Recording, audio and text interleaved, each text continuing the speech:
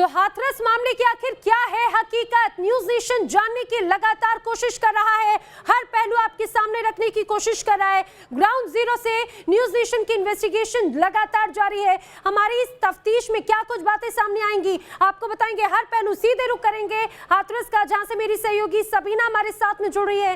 सबीना, कई सवाल, कई मामले, कई ये कहा जाए कई पहलू इस मामले में सामने आ रहे हैं।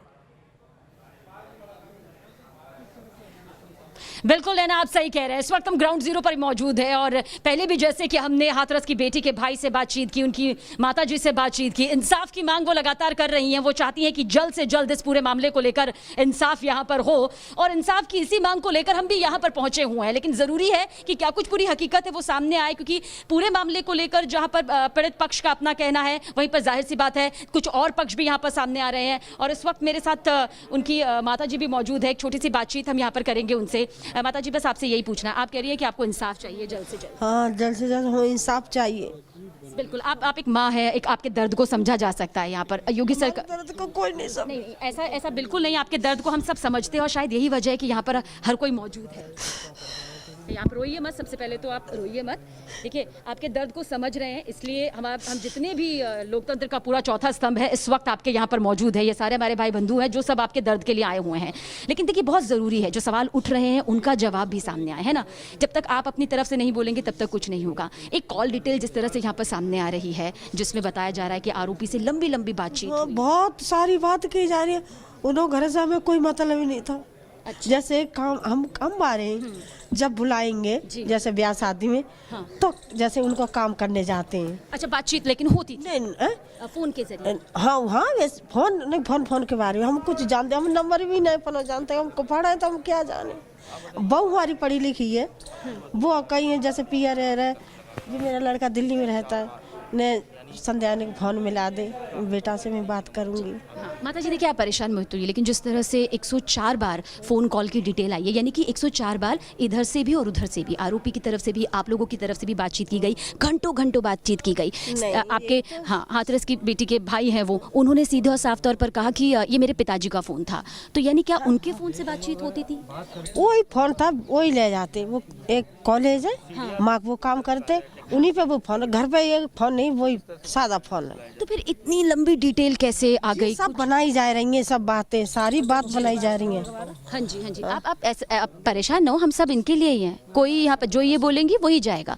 आप परेशान बिल्कुल ना हो, सिर्फ वही जाएगा जो ये कह रही हैं, वो उन्हीं के पास में। कोई आप इस तरह से जी, ब्राह्मण बस्ती है जालंग की आधा गाँव, ठीक है। और वहाँ से लेके नाली वहाँ तक पोखर तक बन रही है, पक्की नाली पानी के लिए। उनकी कोई असुविधा नहीं है, पानी आराम से निकलता रहता है। और जी ठाकुर बस्ती है दरवाली, तो उनकी कैसे पानी आ रहा है, यहाँ पूरा गांव का पानी यहाँ दरवाजे पे आ रहा है, तो आप लोगों ने सब दिखाई दे रहा है। हाँ, और पूरा पानी जो आता है, जो मेरे घर को भैया का रास्ता है, जो लड़की के पापा का जो कच्चा ही रास्ता है, आप लोग सभी देख रहे हो। अब जो पानी सब घर को आ रहा है ना, वापस लौट के, तो ये लोग क्यों ऐसा करते हैं बताओ।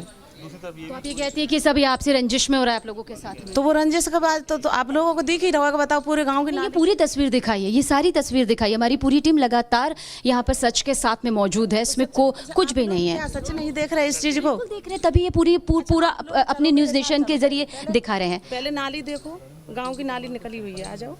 अच्छा, बस मैं इनसे जैसे जानना चाहती थी आपके बारे में। अब ये सब, अब इधर वाली नाली जैसे जे नाली बनी, तभी ये नाली सही बन जाता। जी, आप इनके परिवार के रिश्तेदार हैं? नहीं, मैं बुआ जी हूँ। आप बुआ जी हैं? अच्छा, हाँ। बहुत अहम किरदार है, इसमें कोई दो राय नहीं है। अच्छा, बस मुझे सिर्फ एक चीज़ बता दीजिए, बहुत ज़रूरी होता है जब हम पर आरोप लगते हैं, जब तक हम उन आरोपों का जवाब नहीं देंगे ना, तब तक पता क्या चलेगा। 104 बार फ़ोन कॉल्स की जो डिटेल सामने आ रही है कि आरोपी में और भाई में आपस में ये बातचीत हुई। भाई का कहना है कि वो पिताजी का फ़ोन था, लेकिन क्या बातचीत? बेटा, वो पिताजी का ही फोन था, वो पिताजी का फोन, वो प्रधान पे भी है, प्रधान पे फोन है भैया का नंबर, जो 25 साल पुराना, जो लाला बता रहा हो अभी। तो इतनी लंबी घंटों की जो बातचीत थी वो उनके साथ हुई, आप कह रहे हो परिवार के साथ नहीं हुई? हमारे कोई परिवार के साथ बात नहीं हुई, जो हमारी बच्ची पढ़ी लिखी नहीं थी, वो फोन कहीं उठाती नहीं थी, तो वो काहे को बात करेगी, वो क्या मतलब है? अच्छा, जिस तरह से बयान को लेकर भी आया, आप माँ है, पहले बात आई कि भाई हत्या हुई, बाद में बेटी का बयान भी सामने आया, वो बयान भी हम लोगों ने देखा। पहले सिर्फ रेप की बात आई,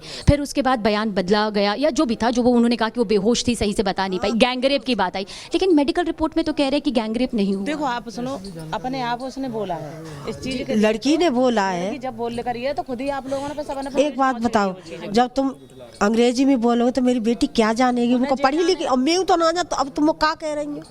अच्छा, पहले में फिर क्यों उन्होंने कहा नहीं कहा कि हमारे साथ गैंगरेप हुआ? अगर पहले में कह देती वो नहीं वो नहीं समझ पाई ना, वो क्या गैंगरेप क्या होता है नहीं समझ पा रही है। तो अब मैं तो आप लोग सब बोल रहे हो तो इसीलिए मैं समझ रही हूँ इस चीज से गैंगरेप बोल, इसीलिए बयान बदले गए बार-बार, मतलब हाँ, वो जानती नहीं, वो समझ ही नहीं पाई कि क्या कुछ। वो समझ ही नहीं पाती। जी जी भैया बस एक सवाल का जवाब दे दीजिए। आप जो बोलेंगे सिर्फ वही होगा, इसके अलावा कुछ नहीं होगा। लाइव चल रहा है, इसलिए मैं चाहूंगी कि कुछ भी ऐसा ना हो आप लोगों की तरफ से।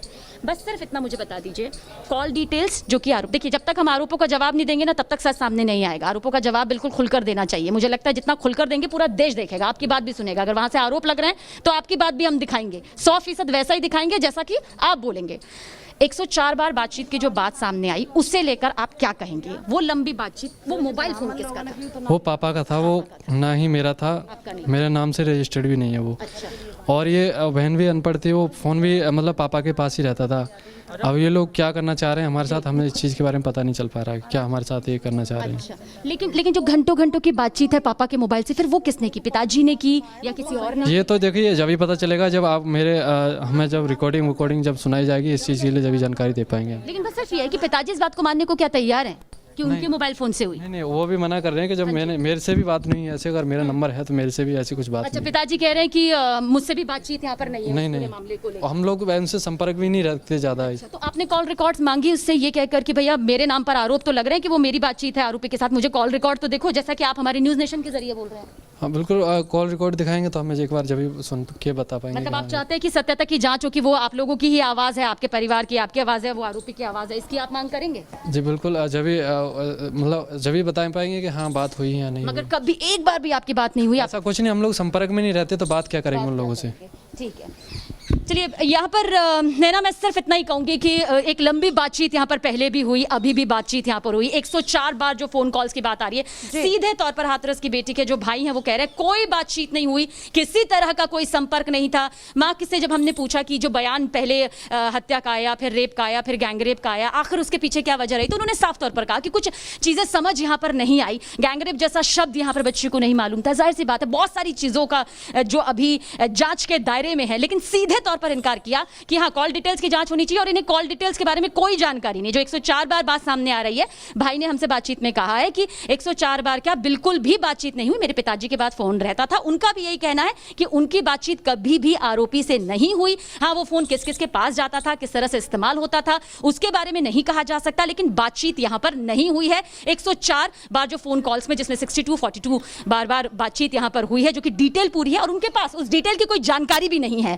साफ तौर पर कहा है मेरे पास कोई जानकारी नहीं है कि ऐसा कोई कॉल डिटेल मेरी तरफ से यहां पर मेरे पास आया हो। मैं चाहता हूं कि उसकी जांच हो, ये देखा जाए क्या वो वाकई मेरी आवाज है या नहीं है, उसके बाद ही वो कुछ कहेंगे। जी नहीं, बिल्कुल। और मुझे लगता है सबीना, अब जब जिस तरह से एसआईटी के साथ साथ अब सीबीआई भी पूरे मामले की जल्दी जांच शुरू करेगी, तो मुझे लगता है कि शायद वो भी हर एक पहलू पर या फिर जो पीड़ित पक्ष है उनके मन में जो शंकाएं हैं, उनके मन में जो सवाल हैं, उनको खंगालते हुए भी हर बात जरूर सामने रखेगी। लेकिन सबीना, ये मामला जिस तरह से अभी नजर आ रहा है, तो रेप हुआ या नहीं, क्योंकि आधार रेप ही था, आधार गैंग रेप ही था, लेकिन इसको लेकर चाहे बात जो रिपोर्ट्स आई वो कुछ और कहती है, परिवार कुछ और कहता है। लेकिन परिवार का भी पक्ष जरूर जानिएगा। भाई की बात तो सही सुनी हमने, और भी जो लोग मौजूद हैं, आखिर वो इसे किस तरह से बता रहे हैं। आपसी रंजिश या रेप?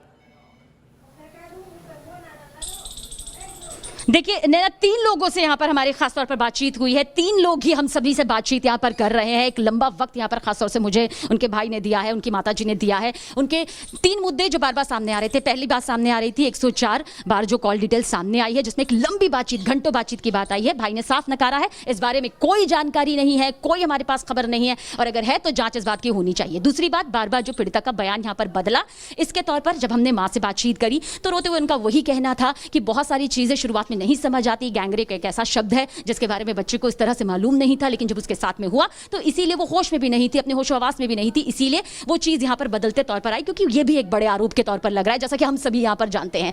दूसरी बात हमने ये भी पूछी, तीसरी बात हमने ये पूछा कि रात के वक्त में जिस तरह से अंतिम संस्कार कर दिया गया, क्या वो आपकी मंजूरी थी? तो साफ तौर में भाई ने कहा कि नहीं, हमारी इसमें कोई मंजूरी नहीं थी। अगर मंजूरी होती तो फिर हम उस मुद्दे को इस हिसाब से उठाते ही नहीं। तो ये तीनों चीजें जिनके बारे में लगातार जानने की कोशिश की जा रही थी, ग्राउंड जीरो पर आकर हमने ये जानने की कोशिश की। 104 बार जो कॉल एक दूसरे को की गई, साफ तौर पर मना कर दिया गया। रात के वक्त में जो अंतिम संस्कार किया गया, क्या उसमें परिवार की मर्जी थी? बिल्कुल मना कर दिया गया। बाकी बयान पीड़िता का बार बार क्यों बदला, जिस पर बार बार लगातार सवाल उठ रहे थे, उसको यहाँ पर बदल दिया गया है कि नहीं, उस चीज को समझा यहाँ पर नहीं गया, इसलिए बयान यहाँ पर बदलते नजर आए। फिलहाल परिवार इस वक्त हमारे पीछे ही है, बातचीत उनसे हो रही है और एक लंबी बातचीत लगातार होती रही है हमारी।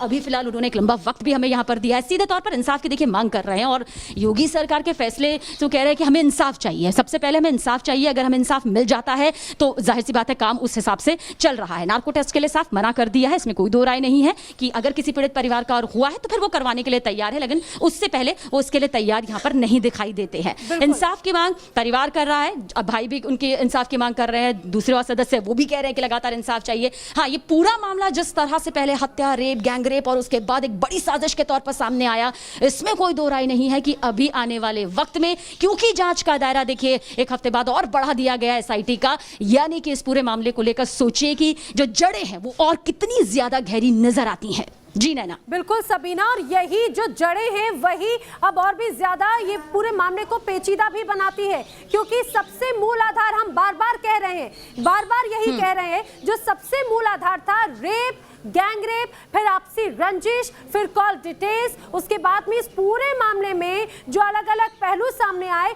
वो यही सवाल खड़ा करता है कि भैया रेप हुआ या नहीं हुआ।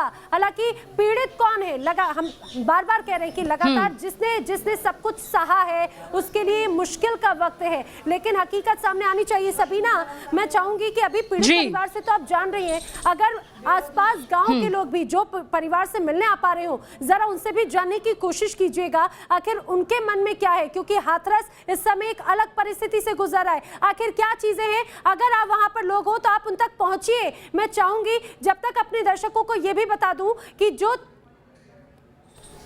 मेरी सहयोगी सबीना वहां तक पहुंचे, लोगों के आसपास पहुंचे, तब तक मैं अपने दर्शकों को यह भी बता दूं कि जो कॉल डिटेल्स आई हैं वो इस पूरे मामले को और भी ज्यादा पेचीदा बना देती है। सबीना, अगर आपको कोई नजर आ रहा हो तो आप जरा उनसे भी जानने की कोशिश कीजिए। जी बस बिल्कुल है ना, आपके सवाल के पास मैं आसपास देख रही हूँ। हालांकि पुलिस हमारे सामने है, क्योंकि अभी भी सभी को अंदर एंट्री नहीं दी जा रही है, पूरी जांच पड़ताल के बाद ही एंट्री दी जा रही है, ताकि किसी भी तरह से माहौल जो है वो बिगड़ने ना पाए। लेकिन पूरी तरह से सहयोग आज मिला है, इसमें कोई दो राय नहीं है। मैं वो सवाल नहीं पूछ रही हूँ।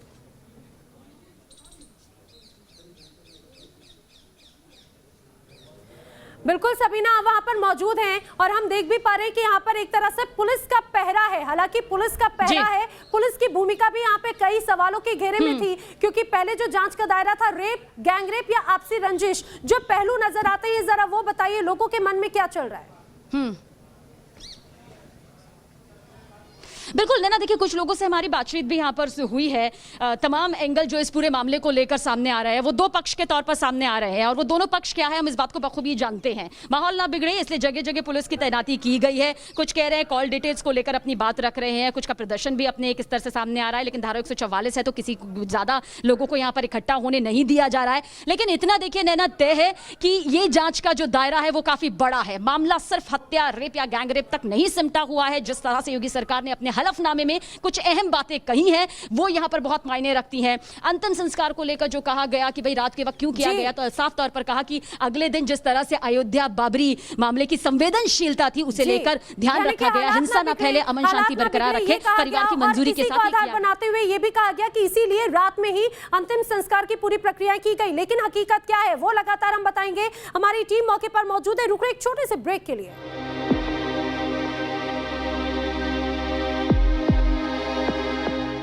हाथरस मामले की क्या है हकीकत, हर पक्ष हर पहलू हम आपके सामने रख रहे हैं। न्यूज नेशन की टीम मौके पर मौजूद है, सीधे रुक करेंगे। राकेश पांडे का हमारे साथ में मौजूद है। राकेश, कई सवाल इस मामले को लेकर खड़े हो रहे हैं, रेप, गैंगरेप या आपसी रंजिश? बिल्कुल निश्चित तौर पर नैना कई सवाल खड़े हो रहे हैं कि रेप, गैंगरेप या फिर आपसी रंजिश, और जिस तरीके से कॉल डिटेल निकल कर सामने आ गई और जिस तरीके से पीएफआई का जो एंगल निकल कर सामने आ गया, सवाल कई उठ खड़े हुए हैं। बुलगड़ी जो गांव है, एक ही पंचायत के कई सारे लोग हैं जो हमारे पास इस वक्त मौजूद भी हैं। सबसे पहला सवाल, ये जो पूरी थ्योरी निकल कर सामने आ गई है कि रेप है, गैंगरेप है, पारिवारिक रंजिश है, आप लोगों को क्या लगता है? ये राजनीतिक पार्टियों की वो है, साजिश है बस। और ये फंडिंग हो रही है, ये हो रही है। कौन फंडिंग कर रहा है? ये कांग्रेस और सपा वाले। कांग्रेस सपा वाले फंडिंग कर रहे हैं। किसको फंडिंग किया? परिवार को? परिवार को ही करेंगे कि इसलिए बवाल खड़ा किया जाए? बवाल खड़ा किया है या यहाँ वो सौहार्द बिगड़े, यहाँ का जातिवाद वो हो, संघर्ष हो। ये बड़ी बात है। विपक्षी पार्टियों ने फंडिंग किया और फंडिंग करके एक राजनीतिक माहौल यहाँ पर खड़ा कर दिया ताकि उसका सियासी फायदा लिया जा सके। ऐसा सर, मैं आपके चैनल के माध्यम से बताना चाहूँगा, ये बेहतर जो है बेचारे सीधे पढ़े लिखे नहीं है, ज़्यादा काबिल भी नहीं है, इनको ट्यूशन पढ़ाया गया है।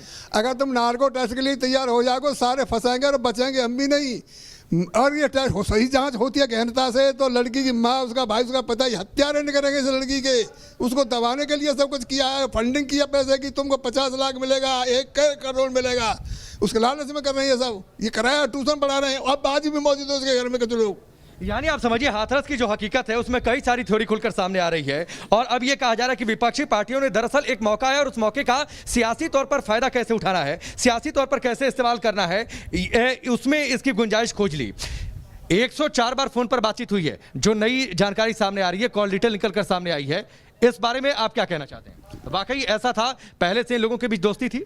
हाँ सर, यही बताया जा रहा है कि उसमें ये कॉल डिटेल जो निकल के आ रही है वो दो साल पहले की है इनके पास में, ठीक है ना। वो तो वही जो सामने जो भी चीज़ मिल रही है हमको देखने के लिए, वो आपके सामने हकीकत है, आपके सामने हकीकत आ रही है ये कि लड़का लड़की का संबंध थे पहले से, इसमें कोई बलात्कार नहीं है, न कोई गैंगरेप है, उनके प्रेम संबंध है उनके। ये पहले से दोनों परिवार, दोनों लोग एक दूसरे को जानते थे। कॉल डिटेल तो इस बात को साबित कर रही है। तो क्या ये सब कुछ पहले से तय था, तयशुदा कार्यक्रम के तहत ये पूरी साजिश रची गई?